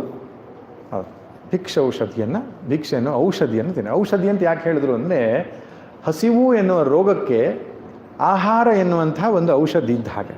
ಆ ಶಬ್ದ ಎಷ್ಟು ಪ್ರಜ್ಞಾಪೂರ್ವಕವಾಗಿ ಬಳಸಿದ್ದಾರೆ ಅಂದರೆ, ನಾವು ಯಾವತ್ತಾದರೂ ಆಹಾರ ತೆಗೆದುಕೊಳ್ಳೋದು, ಔಷಧಿ ತೆಗೆದುಕೊಳ್ಳುವಾಗ ಎಷ್ಟು ತೆಗೆದುಕೊಳ್ತೇವೆ? ಚೆನ್ನಾಗಿ ಟೇಸ್ಟಿಯಾಗಿದೆ ಅಂತ ಹೇಳಿ ಬಾಟ್ಲಿ ತುಂಬ ಕುಡಿತೇವಾ? ಇಲ್ಲ. ಡಾಕ್ಟರ್ ಎಷ್ಟು ಹೇಳಿದಾರೋ ಅಷ್ಟೇ, ರೋಗಕ್ಕೆ ಎಷ್ಟು ಬೇಕೋ ಅಷ್ಟೇ. ಹಾಗೆ ಹಸಿವು ಹಿಂಗೋದಿಕ್ಕೆ ಒಂದು ಆಹಾರ ಅಷ್ಟೇ. ಅದಕ್ಕೆ ಹೇಳೋದು ಕ್ಷುದ್ ವ್ಯಾಧಿ. ಕ್ಷುತ್ ಅನ್ನೋ ಹಸಿವು ಅನ್ನೋದೊಂದು ವ್ಯಾಧಿ. ಅದಕ್ಕೆ ಚಿಕಿತ್ಸೆ ಮಾಡಬೇಕು, ಟ್ರೀಟ್ಮೆಂಟ್ ಕೊಡಬೇಕು. ಹಸಿವು ಅನ್ನೋ ವ್ಯಾಧಿಗೆ ಟ್ರೀಟ್ಮೆಂಟೇ ತಿನ್ನೋದು. ಅದಕ್ಕೆ ಔಷಧಿ ಯಾವುದು? ಭಿಕ್ಷೆ ಅನ್ನೋ ಔಷಧಿ ಅಂತ ಹೇಳ್ತಾರೆ. ಕ್ಷುದ್ ಅನ್ನೋ ವ್ಯಾಧಿಗೆ ಭಿಕ್ಷೆ ಅನ್ನೋ ಔಷಧಿ. ಈಗ ಸರಿ, ಸನ್ಯಾಸಾಶ್ರಮದಲ್ಲಿ ಭಿಕ್ಷೆಯ ವ್ಯವಸ್ಥೆ ಆಯಿತು. ಈ ಗೃಹಸ್ಥಾಶ್ರಮದ ವಿಷಯಕ್ಕೆ ಬಂದಾಗ ಏನು? ಒಬ್ಬ ನಿಧಿಧ್ಯಾಸನದ ಹಂತದಲ್ಲಿರುವ ಸಾಧಕನು ಬಗೆ ಬಗೆಯಾದ ಆಹಾರ ಪದಾರ್ಥಗಳನ್ನು ತಿನ್ನುವ ಆಸಕ್ತಿಯನ್ನು ಹೊಂದಿರಕೂಡದು. ಬಟ್ಟೆ ಹೊಂದುವ ವಸ್ತು ಕೂಡ ಯದೃಚ್ಛಾಲಾಭ ಸಂತುಷ್ಟ, ಏನು ಸಹಜವಾಗಿ ಬರ್ತದೋ, ಅಪ್ರಯಾಸಪೂರ್ವಕವಾಗಿ ನನಗೆ ದೊರೆತದೋ ಅದರಲ್ಲಿ ತೃಪ್ತಿಯನ್ನು ಹೊಂದುವುದನ್ನು ಕಲಿಬೇಕು. ಹೀಗೆ ಆಗಬೇಕು ಸ್ವಾಮಿ ಅಂತ ಇದ್ದರೆ ಏನು ಸ್ವಲ್ಪ ದೂರ ಹೋಗ್ಬೇಕು ತಮ್ಮ. ನನಗೆ ಮಸಾಲೆ ದೋಸೆ ಇಲ್ಲದಿದ್ದರೆ ತಿಂಡಿ ಆಗೋದಿಲ್ಲ ಅಂತ ಹೇಳಿದರೆ ಕಷ್ಟ ಉಂಟು ನಿಮ್ಮ ವ್ಯಾಪಾರ. ಏನು ತಟ್ಟೆಗೆ ಬರ್ತದೋ ಭಗವಂತನ ಪ್ರಸಾದ.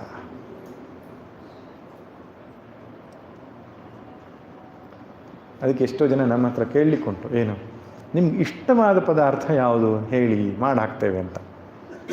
ಅಂಥದ್ದೇನೂ ಇಲ್ಲ. ಇದೆಲ್ಲ ಕಥೆ ಹೇಳೋದು ನಾನು. ಅಂಥದ್ದೇನೂ ಇಲ್ಲ. ಏನು ಬರ್ತದೋ ಅದನ್ನು ತೆಗೆದುಕೊಳ್ಳೋದೇ ನಮ್ಮ ಜೀವನ ಧರ್ಮ. ನೀವೇನು ಕೊಡ್ತೀರೋ ಸಂತೋಷವಾಗಿ. ಆಮೇಲೆ ಮುಂದೆ ಬಹಳ ಚೆನ್ನಾಗಿ ಹೇಳ್ತಾರೆ, ಅಕಸ್ಮಾತ್ ಯಾರಾದರೂ ಒಳ್ಳೆ ಪದಾರ್ಥ ಮಾಡಿ ಬಡಿಸಿದ್ರಪ್ಪ, ಆವಾಗ ಬೇಡ ನಾನು ಸನ್ಯಾಸಿ, ನಂಗೆ ಇದೆಲ್ಲ ಹಾಕಬೇಡ್ರಿ ಅಂತ ಹೇಳಬಾರ್ದು. ಸ್ವಾದ್ವನ್ನಂ ನತು ಯಾಚ್ಯತಾಂ, ಚೆನ್ನಾಗಿರೋದು ಕೊಡಿ ಅಂತ ಕೇಳಬಾರ್ದು. ವಿಧಿವಶಾತ್ ಪ್ರಾಪ್ತೇನ ಸಂತುಷ್ಯತಾಂ, ವಿಧಿವಶದಿಂದ ಸಿಕ್ಕಿದ್ರೆ ಭಗವಂತ ನಿನ್ನ ಪ್ರಸಾದ, ಇವತ್ತು ನೀನು ಕೊಟ್ಟಿದ್ದೀಯಪ್ಪ ಅಂತ ಹೇಳಬೇಕು. ಹಾಗೆ ಯಾವುದೂ ಕೂಡ ಸ್ವತಃ ಇಚ್ಛೆಯಿಂದ ಪಡೆದುಕೊಳ್ಳಬಾರದು. ಇದು ಆಹಾರಕ್ಕಷ್ಟೇ ಅಲ್ಲ, ಎಲ್ಲ ವಿಷಯಕ್ಕೂ ಸರಿ.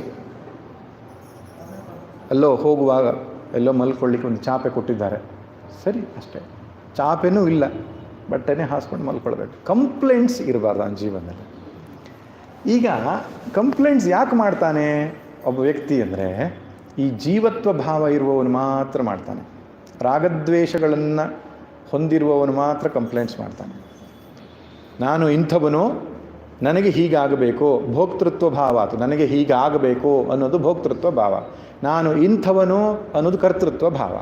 ಕರ್ತೃತ್ವ ಭೋಕ್ತೃತ್ವ ಭಾವ ಗಟ್ಟಿಯಾಗಿರುವವನು ಅಜ್ಞಾನಿ, ಸಂಸಾರಿ. ಅದು ಶಿಥಿಲ ಆಗಿರಬೇಕು ಅಂದರೆ ಹೀಗೆಯೇ ಇರಬೇಕು ಅನ್ನೋ ಆಗ್ರಹ ಇರಬಾರ್ದು. ಇದು ಬಹಳ ಕಷ್ಟ ಸ್ವಾಮಿ. ನೀವು ಇಷ್ಟು ದಿನ ಹೇಳಿದ್ದು ಹೆಂಗೋ ಚೆನ್ನಾಗಿತ್ತು, ಇದೆಲ್ಲ ಸ್ವಲ್ಪ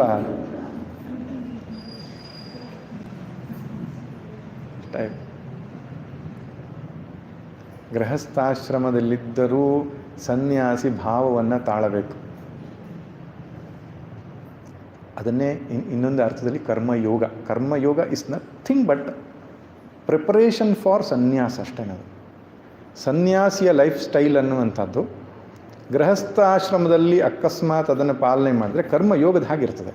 ಹೇಗೇನು ಹೇಳ್ತಾನೆ ಕೃಷ್ಣ ಕರ್ಮಯೋಗದಲ್ಲಿ? ಏನು ಬರುತ್ತೋ ದೇವ್ರ ಪ್ರಸಾದ ಅಂತ ಸ್ವೀಕಾರ ಮಾಡೋ, ಅದನ್ನೇ ಹೇಳಿತ್ತಲ್ವೇ ಇಲ್ಲಿ, ಇನ್ನೇನು ಹೇಳಿದ್ದ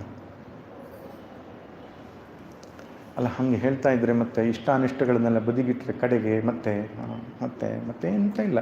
ಭಗವಂತನ ಲೀಲೆ ನಡೀತಾ ಇರೋದು ಇಲ್ಲಿ. ಯಾವುದು ಒಳ್ಳೆಯದೋ ಅದು ನಡೀತದೆ, ಯಾವುದು ಆಗಬೇಕಾಗಿಲ್ವೋ ಅದು ಆಗೋಲ್ಲ. ಆಗಬೇಕಾದ ಆಗ್ತದೆ, ಆಗಬಾರ್ದು ಆಗಲ್ಲ. ಎಲ್ಲ ಅವನ ಇಚ್ಛೆ ಪ್ರಕಾರ ನಡೀತಾ ಇರ್ತದೆ ಸೃಷ್ಟಿ. ಒಪ್ಪಿಕೊಳ್ಬೇಕಷ್ಟೇ. ಅದನ್ನೇ ಪಕ್ವತೆ ಅಂತ ಹೇಳಿದ್ರು. ಲೈಫಲ್ಲಿ ಅಲ್ಟಿಮೇಟ್ ಮೆಚುರಿಟಿ ಅಂತ ಹೇಳಿದ್ರೇನು? ಎಲ್ಲ ಈಶ್ವರ ಇಚ್ಛೆಯಂತೆ ನಡೀತಾ ಇದೆ ಪ್ರಭು, ಎಲ್ಲವೂ ನಿನ್ನಿಚ್ಛೆ. No complaints in the life. ಯಾರ ಜೀವನದಲ್ಲಿ ಯಾವ ಏನಿಲ್ಲ ಕೊರತೆಗಳು, ಕುಂದು ಕೊರತೆಗಳು ಇಲ್ಲವೋ ಅವನೇ ಜ್ಞಾನಿ. ದೇವರ ಮುಂದೆ ಹೋಗಿ ನಿಂತ್ಕೊಂಡಾಗ ಅಥವಾ ದೇವರು ಪ್ರತ್ಯಕ್ಷ ಆದಾಗ ಮಗು ನಿನಗೇನು ಬೇಕು ಅಂತ ಕೇಳಿದರೆ ಜ್ಞಾನಿ ಹೇಳ್ತಾನೆ, ತುಂಬ ಧನ್ಯವಾದಗಳು, ಎಲ್ಲವನ್ನು ಕೊಟ್ಟಿದ್ದೀಯ ನೀನು. ದೇವರು ಬರೋದಕ್ಕಿಂತ ಮುಂಚೆನೇ ಲಿಸ್ಟ್ ಬರೆದು ರೆಡಿ ಮಾಡ್ಕೊಂಡಿದ್ರೆ ಅಜ್ಞಾನ.